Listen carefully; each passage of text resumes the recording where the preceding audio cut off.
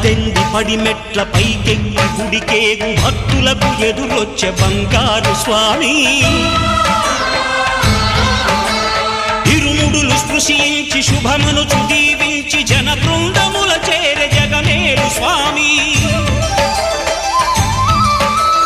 తన భక్తులొనరిల్చు తప్పులకు తడబడి ఒక పక్క ఒరిగెన ఓంకారమూర్తి